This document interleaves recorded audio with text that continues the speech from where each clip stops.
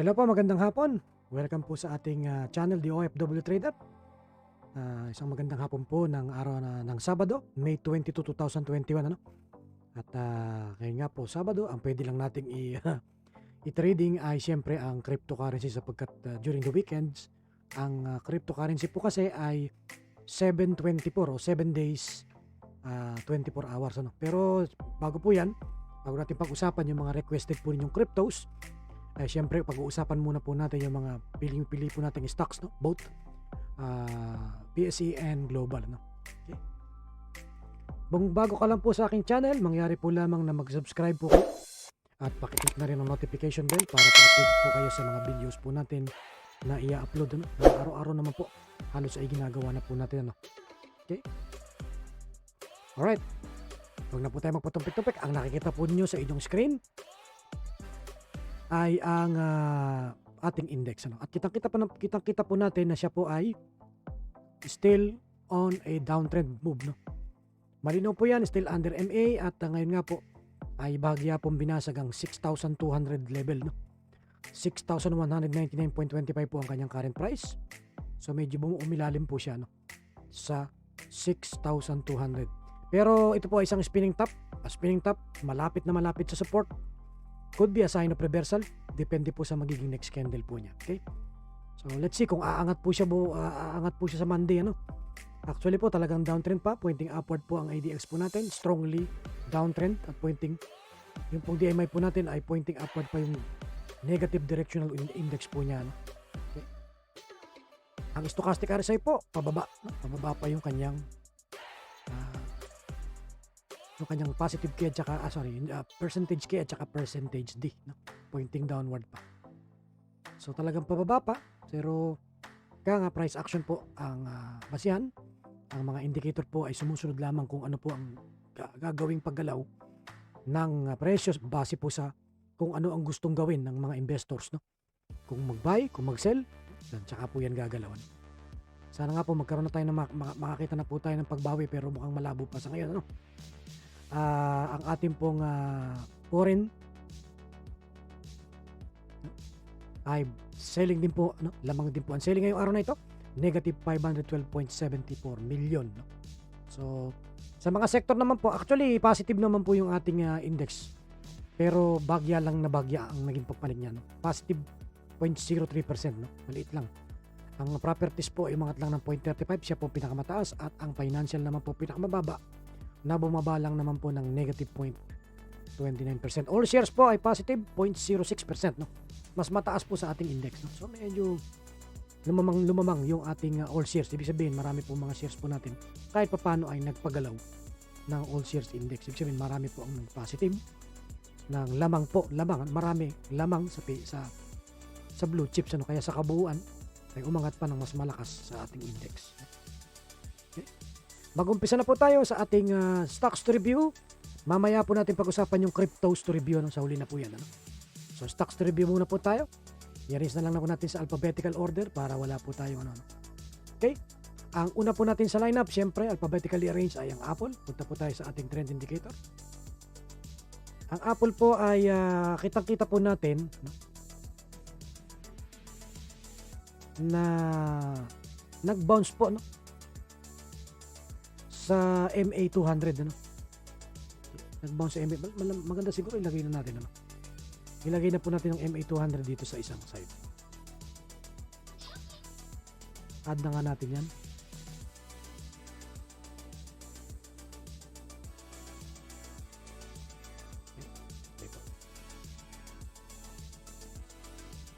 MA200 para madali natin makita. Tapos gawin po natin siyang dark blue. Kapalan natin.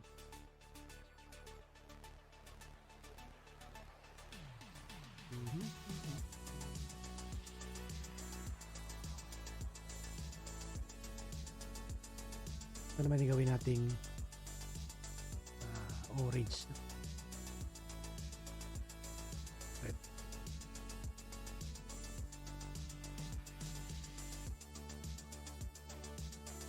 Save natin.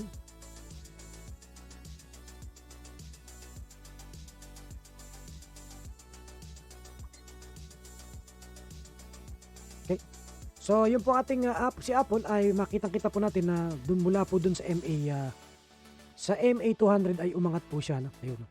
At ngayon nga po bumaba na naman. No? Bagsak na naman ng negative 1.48%. So, hindi pa po tayo talaga binibigyan ng ano. No? Although nagkaroon nga po ng pag-angat. Mula po dyan sa area na yan. Hindi pa talaga tuloy yung pumanik. Ano? Umatras pa nga po. No? Sana nga po pullback candle lang ito. Muling bumalik po sa malapit po sa MA9. Sana nga po pullback lang. At next candle po niya ay aangat po siya uli sa Monday no? Ng gabi. No? Gabi po ang trading ng mga US stocks. Ano? 9:30 PM po ang umpisa no? ng trading ng mga US stocks. Okay. At pointing upward pa rin naman po si stochastic RSI. Senyalis po na pwede pong umangat pa siya. At tingnan natin kung ito pong MA50 which is the red thick line ay kanya pong babasagin. Ano? Okay. Alright. So let's see what's going to happen. Ano? Abang-abang na lang po tayo. Sa ngayon po talagang sideways lang ito. At kung bababa uli ay baka mag-retest po sa pinaka nearest support po niya which is the 122.7 US dollar na support. Ano? Tingnan po natin. Ang next po natin ay si ABA.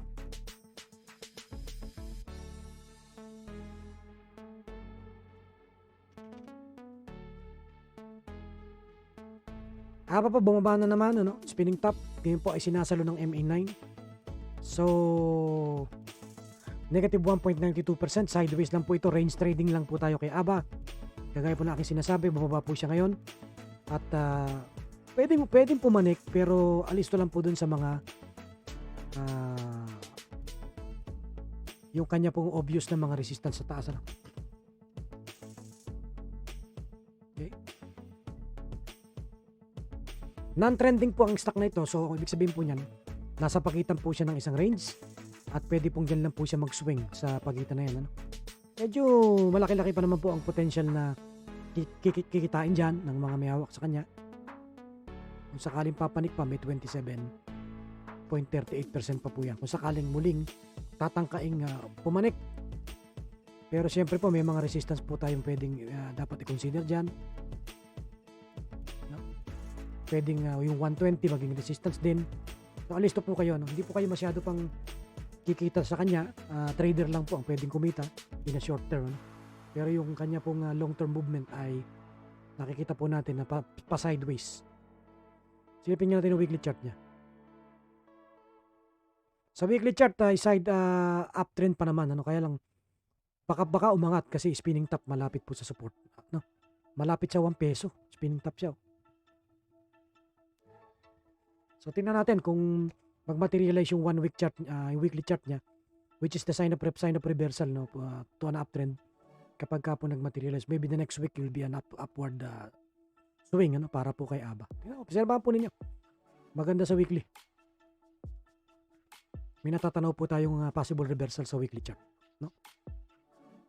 Net foreign po natin kay ABA. Buying po, lumamang po ang buying kay ABA.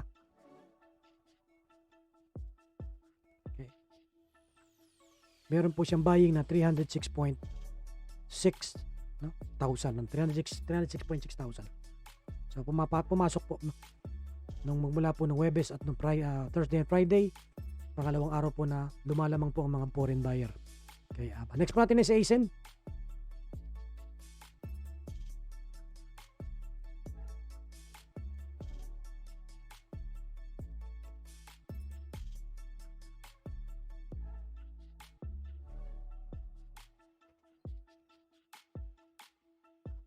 ASIN po natin. Ayan. Okay.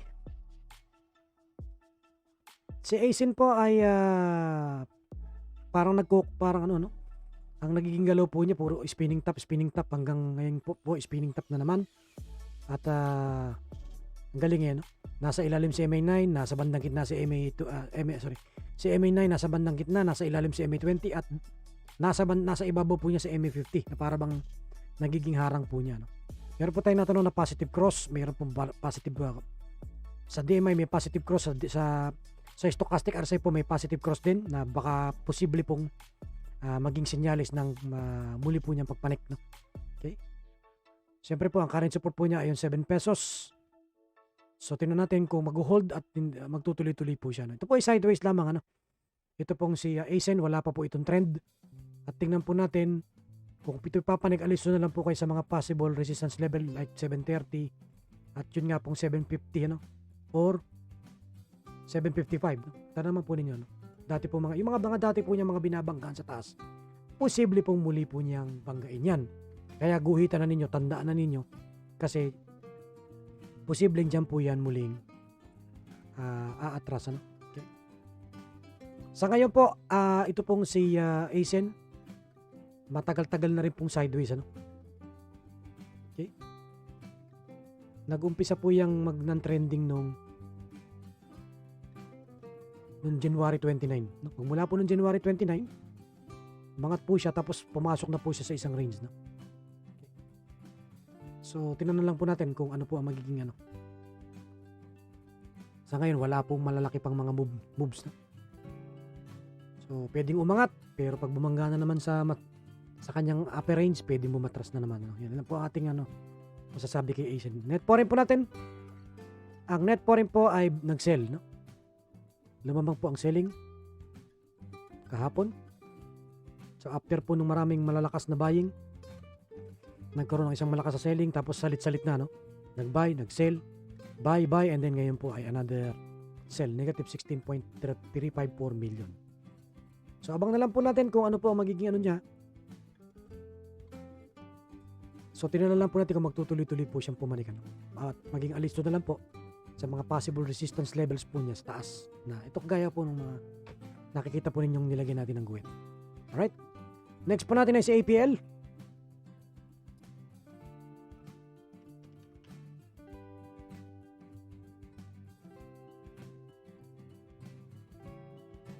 APL po natin ay bumaba na naman. Tumukot po sa 18 centavos. So, tingnan natin kung anong. Pero pointing upward pa naman sa stochastic RSI. Baka naman po ito isang pullback candle lang at ang next candle po magiging green. At muli pong babasagin ang MA9. Matras po siya patras sa MA9. At siyempre, ang abangan po natin basagin niya dyan ay MA20 at MA50. No? Okay? At ito pong ulap. No? Yan po mga abangan natin para makumpirma po natin na talagang bullish na siya. No? Pero hanggang nasa ilalim po ng ulap yan, maging alisto po kayo sapagkat posible pong muli siyang umatras kapag hindi po niya kinaya na banggain niyang ulap na pula. Ito nga po, yung makapal na ulap na yan, tinangka niyang banggain, no? Bigo, no? Umatras. Sa ngayon, ang masasabi ko po, wala po tayong buying signal. O, ang diskarte po rito kung magpapatuloy pang bumaba sapagkat kitang-kita naman po ninyo, no? Kung lalagyan natin ng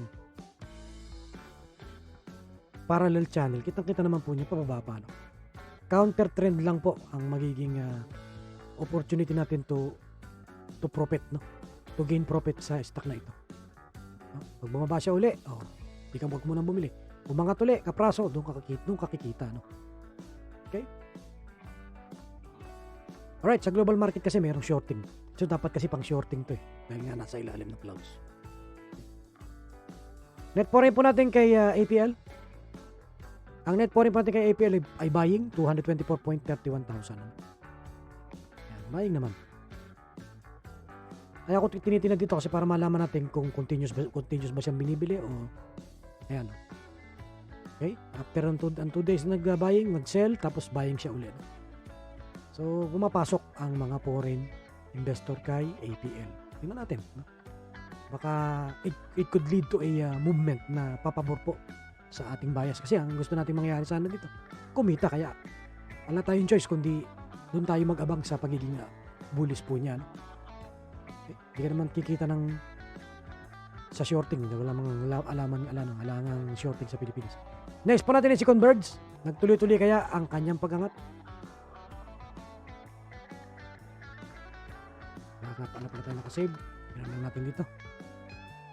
Umangat pa po siya ngayon kahapon ng 2.2%. So another green candle po ang pinawalan ng internet provider nating si Converge.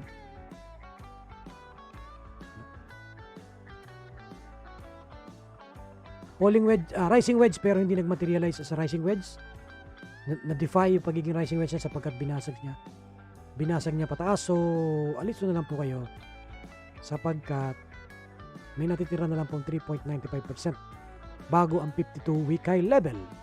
Pero kung meron pong catalyst yan na magtutulak ng 52-week high level, okay pa naman pasukan. Ano? Okay pa naman, lalo na po sa mga traders. No? Sapagkat ang traders, kahit kaprasong move lang, pwedeng pagkakitaan. Pero kung kayo po ay investor, maliban nila kung nagpe-peso cost averaging kayo, na wala naman kayong pake, kahit anong panahon kayo pumasok, okay lang pumasok kayo kahit ngayon. Ano? Pero yung talagang gustong kumita talaga ng dapat mag-abang na lang ng pullback and bounce, no? Sapagkat parabolic ang move, wala pong puro green, no? Ito ang talagang maganda pong pasok niyan pagka dito, yan ang pasok talaga maganda niyan. So kung ngayon ka papasok, may natitirang 4%. Medyo late, no? Late ka na. Ayan, no? Lumalakas ang foreign at sunod-sunod na araw ang buying. Okay? Pero kung magkakaroon sana ng pullback bago tsaka ka sumakay, maganda. Kaysa yung dire-diretso, tas biglang magpipik, tas bababa, pangit na pasok yun. Ano? So, abang-abang lang. Kung magkakaroon ng opportunity na makasakay, it's up to you. Ano? Okay? Kasi sideways pa lang naman to. Sabi po ng ating DMI.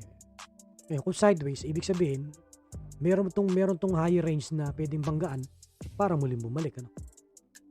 Nasa overbought na rin ng stochastic RSI. So medyo risky. No? Risky. Kapag ka po kasi non-trending ang stock, significant po ang mga overbought tsaka oversold area kahit ng ordinary RSI. No? Okay?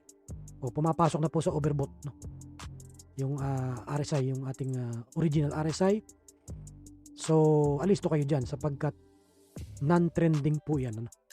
Okay? Right? Magpapatuloy pa, mag-hold lang yung mga nakabili sa bandang ibaba.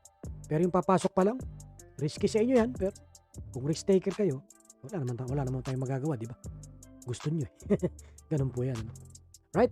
Next po natin ay net foreign. Napalimutan, net foreign. Net foreign po ay positive 85.67 million. So may buying po. Parang nakita ko na nga pala kanina pa na may malaki siyang net foreign bar, which is buying. Maganda po ito. Pumapasok ng foreign investor. So, tingnan po natin. Next po natin ay si DDMPR.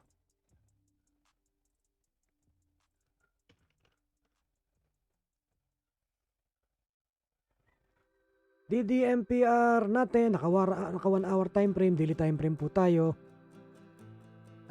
Umangat, pero bumagsak din. Nag-gap up ito, tapos nag-fill the gap.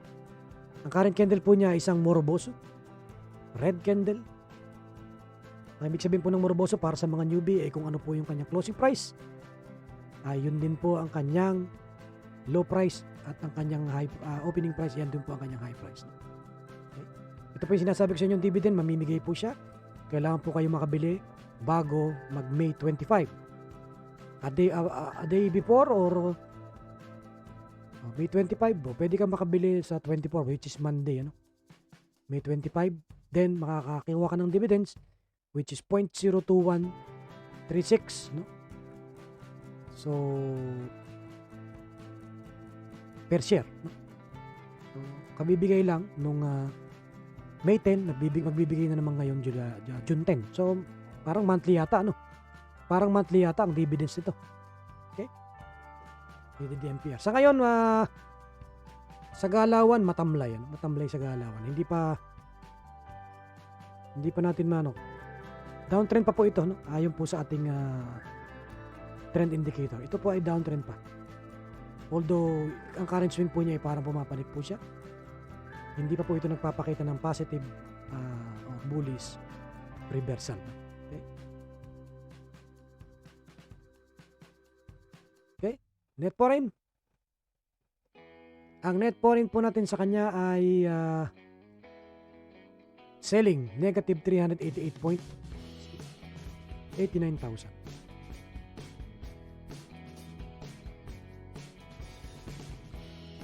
Okay, ayan. Pababa ng selling. So, nagbenta ang mga foreign investor. Next po natin ang manok ng bayan dito, Bitonatics, yung ating mga kasama dyan na nag-i-invest kay dito. Mukha po yatang nagkaroon na naman siya ng decline. Nung nag-umpisa po ng Thursday, bumaba po siya ng negative 4.98%. At ngayon kahapon nga po, bumaba na naman ng negative 1.39%. No? Ito po naman po talaga kasi ay downtrend pa. No? Maliwanag naman po yung sinasabi ng ating ADX. Or ADX at ating DMI indicator. Na siya po talagang pababa pa at ngayon nga po nasa pagitan siya ng MA9 at MA20. Tingnan natin kung sino ang magtatagumpay. Ano? Pag nagtagumpay si MA9, babasagin si MA20.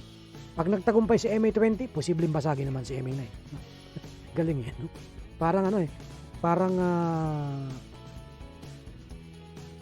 yung pagiging yung pagiging spinning top niya, no, may parang hinahawakan siya sa magkabilang dulo ng kanyang Okay. Alright, ayun nga po, basag ang 940. So, tingnan natin. Ang 9 pesos pong tumatayo niya, no? Current support. Significant level. Psychological. 9 pesos. Tumatayo pong current support po niya. So, sana po, wag nang basagin at muli po siyang pumanik sa araw ng Lunes. Paangat pa naman po ang stochastic. RSI po natin, senyalis po na siya po ay nasa papaangat po niyang swing. So, sana po pullback lang. Next candle will be green. So, let's see what's gonna happen. Eh, ang disadvantage pa nga meron ngang balita na ito nga pong SIM card niya ay hindi pala gumagana sa mga non-Asian manufactured mobile phones. Ano? Ayon po yan sa Inquirer. Nakaposte po sa ating Facebook group. Ang balitang yan, yung video mismo ng news from Inquirer. No? Na may problema sa SIM card. Wag naman po sana magresulta na naman ng hindi maganda sa galaw ng kanyang presyo sa araw ng Monday. No? Okay. Right? Whatever will be the case, kung trader ka, alam mo na dapat yan. Mag-set ka na lang ng stop loss kung hindi ka pa nakapagbenta ng umangat last Wednesday. Okay? Ngayon, kung ikaw naman ay investor, siyempre pabor sa atin kapag mas bumaba pa siya para makapagdagdag tayo. No? Kung long term talaga ang inyong mindset para dito kay dito. Pwede nyo naman itong i-long term Di ba? At sana nga po sa mga susunod po niyang earnings report ay positive na para gumanda-ganda ang dating niya sa mga investor. Okay. Net foreign po natin. Tinignan natin kung bumili mga foreigner sa kanya. Okay. Despite that ay may pumasok pong buying. Despite po na bumaba siya, nagbe-buying po na 1.58 million. Ito pong bar na to. So, buy, nag-sell, lumamang sell, tapos lumamang naman po. Buy. So, bumapasok uli ang foreign investor. So, tingnan po natin sa mga susunod na araw kung ano magiging galawan ng ating binabantayan palagi. Laging una sa mga survey. Ito pong this could be a possible pullback lang the next candle. Sana ay maging green na. Then we could assume na ito ay higher low. Karoon siya ng higher low dito. Tapos tuloy-tuloy na bumawi at nang makawala na yung mga nakakulong sa 10 pesos and above. Sana naman 11 pesos and above. Yeah. Right. Next po natin ay si FNI.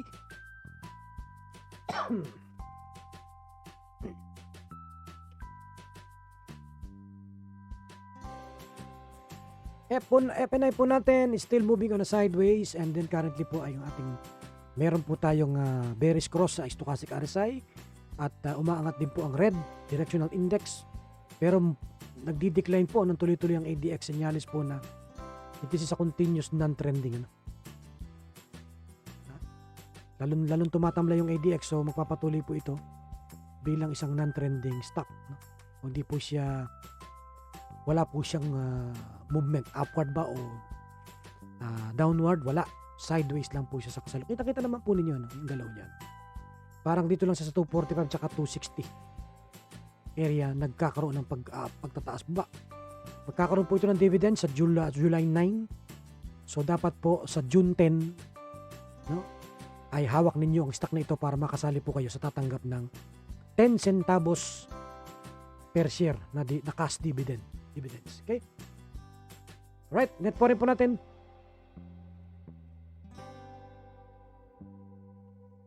Net foreign po natin ay buying 90.1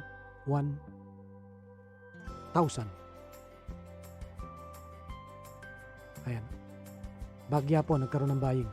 Maliit lang pero at least ay may bumibili na foreigner. Okay? Next po natin GMA7, umangat na naman ng 0.33%.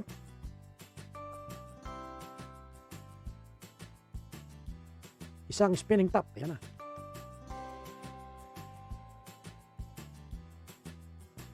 Week high level, lagay natin para madali nating makita. Right, napakalayo sa MA200. Ito yung mga halimbawa ng stock na talagang pumapanik. Ano? Nasa ilalim yung ulap. No? Yan. Uptrend talaga yan. Uptrend. Bullish. Yan ang sinasabi. Yan po ang tinatawag na bullish stock. No? Yan. Nakita nyo yung ulap. Nasa ilalim. Yung MA 50, MA 200. Yan. Ibig sabihin niyan, pumapanik talaga yan. At currently nga po, ay isa po siyang spinning top malapit po sa actually resistance to, no? Ayun, dati po niya tinukuran. 918 or 920.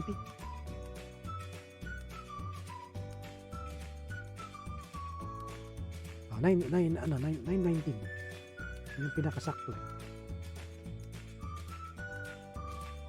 So yung mga nagbabalak palang pumasok, hindi po magandang pasukan yan sapagkat spinning top yan. It could be a sign of reversal to go down pag nagmaterialize po yan. Ano? So abang po kayo ng next candle. Ngayon, kung sakali man babasag ito ng resistance at muling itutulak ang 52-week high level, pwede pa naman. Kasi talaga naman po papaangat pa siya. Pero I would advise na mas maganda po yung pag nag-touch po siya sa MA, dumikit sa MA, tsaka po lumayo, yun. Maganda pong pasok nun yung malapit sa MA9. Kita naman po yung nanunulay sa MA9. Pag nagtuloy-tuloy pong manulay sa MA9 yan, malaki pa po ang kikitain natin dyan. Kay GMA7. Gumaganda po yung galaw niya. No? After po nung mag-dividends, magbigay po siya ng malaking dividends. Kung ganun po kalaki ang magiging dividends, dapat posisyonan natin to. Ang dividends po nito ay 135. Kung hindi ako nagkakamali. Ano? 1 peso and 35 centavos per share.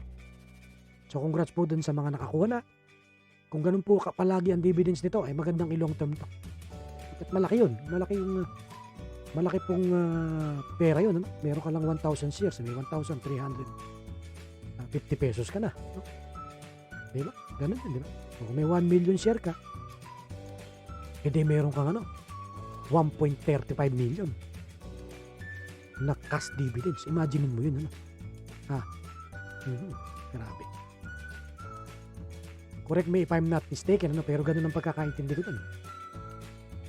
Nung kanyang bakit wala yung mga notification ng dividends niya? Nawala.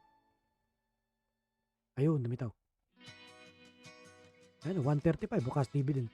Nakaraan bang 30 centavos lang. Tapos biglang nag-jump sa 135. Kaya grabe yan. Wow. Alright, kung ganyan magpapatuloy ang dividends niyan, may posisyonan yan. Yan ang magandang long term. Magandang magbigay ng dividend. Next po natin, wala pong net po rin yan dahil yan yung network. TV network. MM po natin, Merrimart. Merrimart po natin ay nananatili pa rin pong pababa. No? Pababa pa rin po para luminaw. Hindi na tayo masyadong lagyan na natin ng downward channel. Pababa po ito. Hindi pa po ito pumapalik. Ano ba nangyayari dito kay Merrimart? Ito ba hindi kumikita sa ang daig pa yata ng Shopee ito, tsaka ng Lazada. Wala ba itong online business? Kailan naman Okay, bumabagsak talaga pa. Kitang-kita naman yun. Currently po isang spinning top. Malapit po sa 4 pesos. Baka yan ang hinihintay nating support na haharang sa kanya para wag na siyang bumaba pa. Let's see what's going to happen. Pointing upward naman po si Stochastic RSI. Kaya po nagpapapangit sa kanya. Yung red po ay pointing upward pa. Paturo pa pataas na sinyalis na lalakas pa ang pagbaba niya. Yung ADX po pointing upward na sinyalis din ng papalakas pa niyang move to go down. No? So medyo hanggang hindi po ito bumabasag siguro ng mga moving averages, huwag niyo na munang pansinin ito si Merrimart. unless balak nyo siyang i-long term. Siyempre pag long term, pag bumababa, mag-a-average down ka na mag-a-average down. Ano? Magdadagdag ka para mas marami kang shares na nakawak. Okay? Sigurado din namang papanik pa ito uli. No? Ano nga namang ano. Hindi ko lang alam kung ano ulit sa kanya sapagkat expansion po ang talagang ano nito. Ang pinangako nito nung siya mula po nung mag-IPO siya last June 2020. Yun ang proceeds nga ay gagamitin sa expansion. So, tingnan natin kung ano talaga ang itong si Meribart. Next po natin ay si NIO, isa pong electric car manufacturer, kakumpetensya ni Tesla pero Chinese brand po ito. Si NIO po matamlay pa to. This NIO is still on a downtrend move. Kung may shorting ang diskarte rito kay NIO.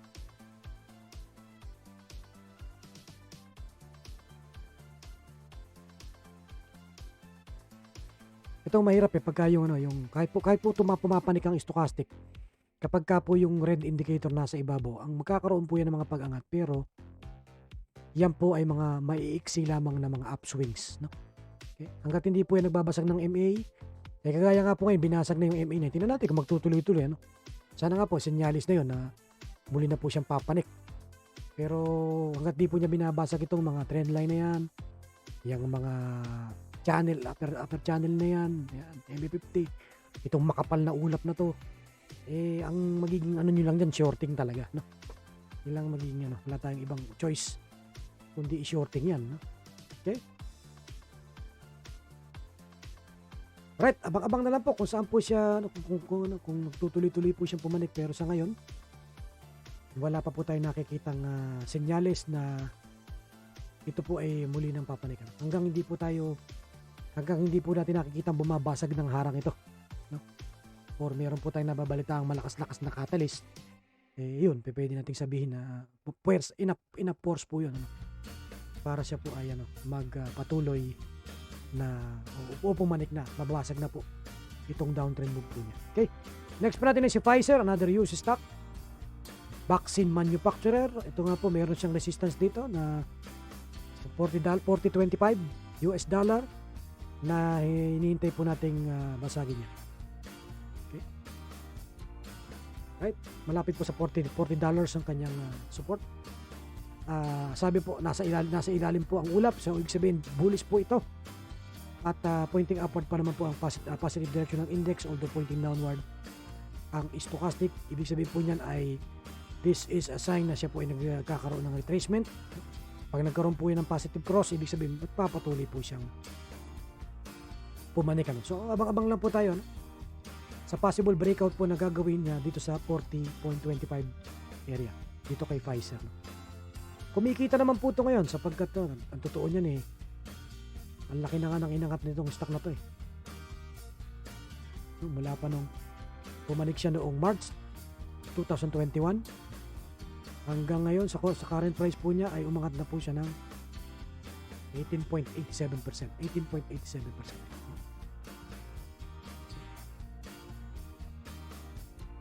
Right? Saka doon po yung binasag nga yung ulap na pula, no? Sinyalis talaga na malakas yung pagpanik. Tandaan po niya, pag yung makapal na ulap, binabasag yan. Umovertake dyan ang stock sigurado. Maganda po ang magiging movement niya para mas pumanik pa. Okay? Next po natin ay si PHA. PHA downtrend pa rin talaga. Si PHA po downtrend pa to, no? Ha?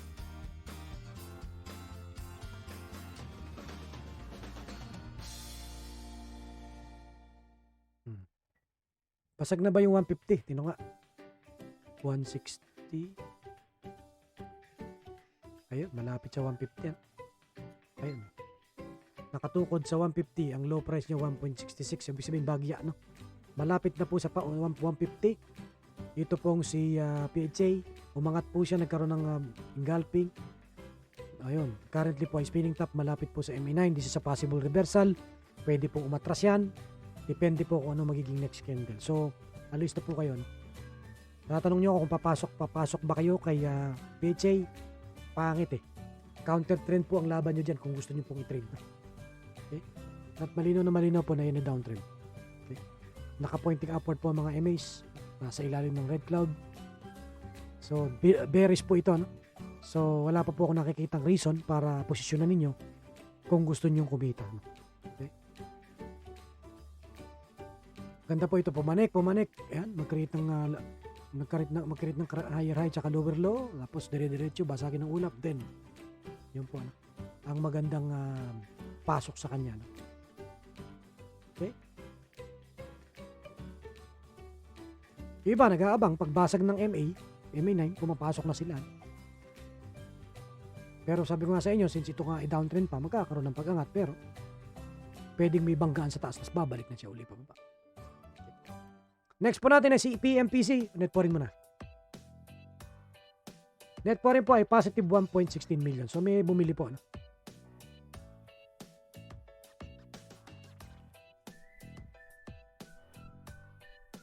Ayan, may buying po. Ito lang ang significant dito, no? Marami, sunod-sunod po mga buying niya. Ito si PHA. So obserbahan po ninyo, no? Kung ano, kasi pinapasok ng mga foreigner, so may dahilan tong mga foreigner na to kung bakit nila binibili itong si PHA. So tingnan ninyo, no? Ayan, MA200, no? Diyan siya lumapit tapos muli na po siya pumapalik. So, tingnan natin, no? Kung magpapatuloy po man, kung magsisilbi pong puwersa niya yan, no? Yung mga foreign investor na patuloy po siyang pinapasok. Next pa na natin. PMPC na po tayo, guys. PMPC dividend play, mamimigay ng 52 centavos. Malaki-laki to, 52 centavos, ano? Per share, diba? May 1,000 shares ka, meron kang 500, no? May 1 million ka na shares, meron kang 524,000 pesos na cash dividend. Tama, no? Tama yun. Sino ko kontra? Teka muna, computing nga, baka nga mali ako. Hindi. 1 million. Siyempre, multiply mo yun sa 0.5245. O, yan, no? May 524,000 ka, tama. 1 million shares. Ang halaga ng 1 million shares ay 6,640,000. So kung may 6,640,000 pesos ka, meron kang 524,000 na matatanggap. Wow. Free money. Okay? Yan po ay kailangan po kayong mag-avail niyan bago mag June 1. No? Sa June 1 dapat hawak nyo yung stock. At ibibigay po yan sa June 25. So dividend play po ito. No? Ang net foreign po, wala po itong net foreign. Walang net foreign ang Panasonic Philippines. Okay? Currently po, ang candle po niya ay isang spinning top. No? Ito, mahaba-haba po yung naging previous candle. At nako, medyo delikado to dahil umatras na po sa ulap ito. No? So, alisto po yung mga may hawak sa kanya currently. Ano? Alisto kayo dyan sapagkat yung ulap ay malakas pong resistance. No?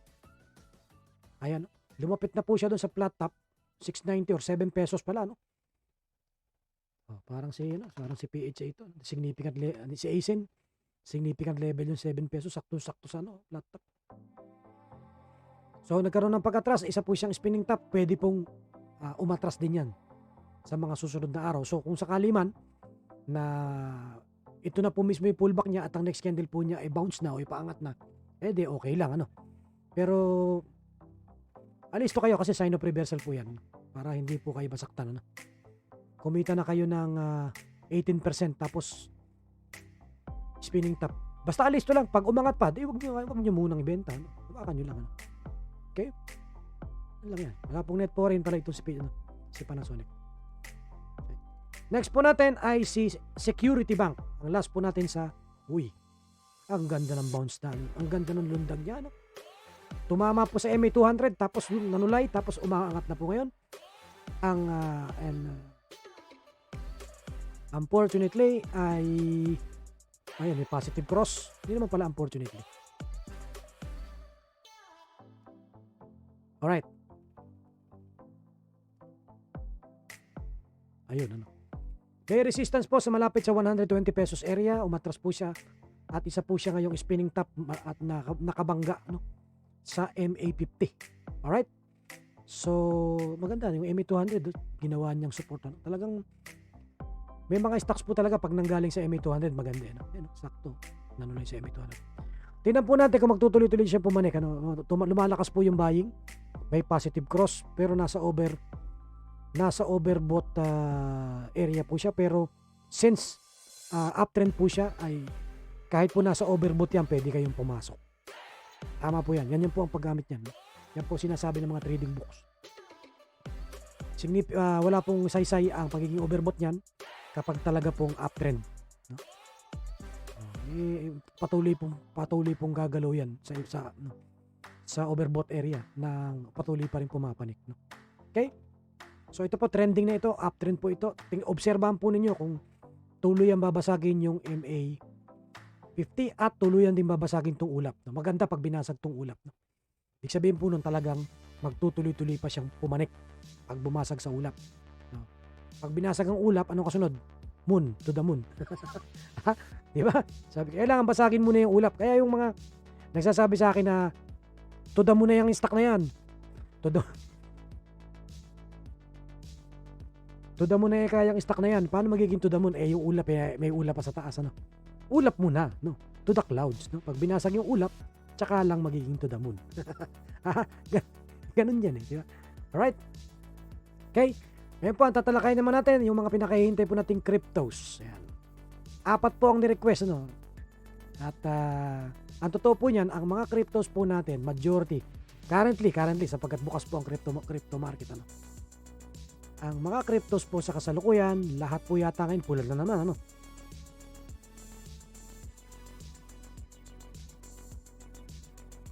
Pakita ko lang yung yung pinaka niya. Uy, alam na yun. Ano yung alam natin? Ano?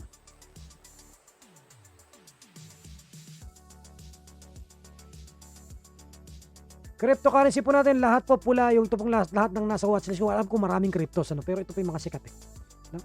So red po sila lahat ngayon. Ang pag-uusapan lang po natin yung 4. Pagkat yun lang po ang ni-request, ano? Para hindi po tayo masyadong humaba. Ang ADA po, una sa lineup natin, kitang-kita naman po ninyo, wala pa pong malinaw na reversal, no? Yung pong correction na nangyayari ngayon, wala pa pong bounce, no? Nasa ano po siya, MA50 po ngayon, malapit, no? At ito pong stochastic RSI natin, wala pong positive cross, no? Pwede po ninyong pagbasihan to pag nagkaroon ng positive cross to, no?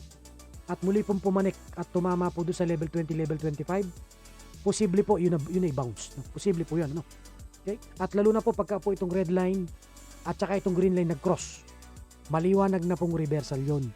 Ibig sabihin po nun, papapanik na siya, no? Kapag ka po nanatiling yung red ang nasa ibabaw, kahit po magkaroon ng positive cross stochastic, kahit po pumunta yan sa overbought, hindi pa po yan uptrend. Yung pong mga swing na yun, yung swing lang po niya habang bumababa po siya. Ganun po yun, ano? Sa ngayon, abang lang po. Kung kayo po ay nag-shorting sa kanya, you can still short. Ito pong ayan, kitang-kita naman po ninyo, ano? Ayan. Sa Heikineshi talagang puro red pa, no? Wala pa tayong nakikitang green, no? Madaling makita sa Heikineshi kung papanik niya, no? Pagpababa talaga puro red, pagkapapanik puro green, no? Okay? Merong parang nagiging parang rest po niya, nagkakaroon ng konting green, pero sa ngayon po wala pa tayong nakikitang green kahit sa. So wala, no? Right? Abang na lang po muna kayo ng kung saan po ito muling, ano. Or kung talagang kaya nyo i-shorting nyo. Pero pagka nakakita na kayo ng reversal, huwag na nyo i-shorting, dili ka. Yari kayo sa shorting, ano. Kasi pag umangat yan, doon naman kayo matatalo. Okay? Next po natin ay si Bitcoin. Ano na ba ang kalagayan ni Bitcoin ngayon? Bababa din ng 2.6%, 2.7, nagpa-fluctuate. Basag na ni Bitcoin ng MA200, no? At nasa na po siya, ang laki na ng binagsak nito si Bitcoin magmula ng bumaba.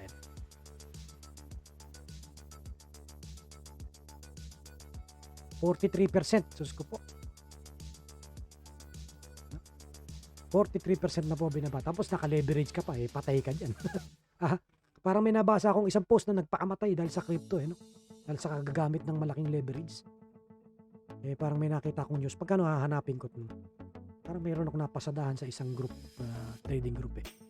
Although may bullish cross po ito, ayan, mayroon pong bullish cross at umaangat po, ano, si stochastic RSI. Since yung red po ang nasa ibabaw, magkakaroon, ayan, posible pong magkaroon po yan ng pag-angat, pero temporary upswing lang yun. No? Temporary upswing. Ito po ang maganda yan, mag-cross ito eh. Yung negative at saka positive. Pag ito nag-cross, malinaw. Reversal. Reversal to uptrend move po yun. Pero sa ngayon, ang kumikita sa kanya yung mga shortingero. Ayan. Fortunately sa eToro walang shorting eh. Kaya talagang maghihintay lang po tayo ng malinaw na pag-angat ito bago tayo makaposisyon. Mga eToro users. Ha? Matanong nga kay Miss Iris, ba't nga ba tinanggal? Hindi na ba talaga ibabalik ang shorting ng crypto? Ganda pa naman ito, 43%. Isipin nyo kung na-shorting natin ito eh. 43% na tumatagintik kung naka-leverage. Kasi noon dati, ang leverage sa eToro hanggang times 5 o times 2. Kung nagkakamali. Sa crypto. So 80% to, mahigit kung naka-shorting ka na at naka-times 2 ka.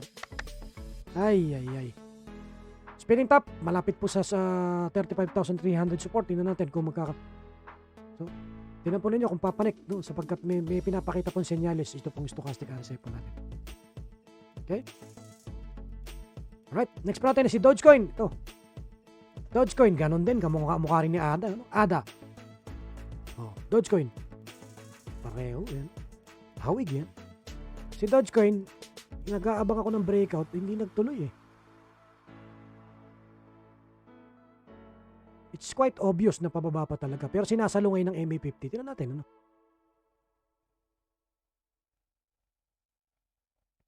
Spinning top, malapit sa MA50. At tila nagkakaroon ng positive cross, ano? Si stochastic. Ayan, ito na kaya ang hinihintay nating pag-angat niya, pero ang maganda sana mangyari, mag-cross si DI, tsaka positive tsaka negative DI. Pag yun nag-cross, talagang papanik. Tingnan nyo rito. I-backtest nyo kung gusto nyo, ano?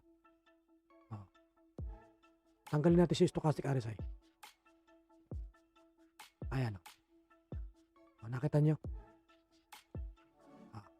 Nung umangat si green sa red, nagbitaw. Ayan. Hanggang nasa ibabaw si green, pumapanik siya. Diba? Ayan. Natin yan. Nasa ibabaw si green. Pumapanik. Panik. Nung mag-cross, ayun na. Dito.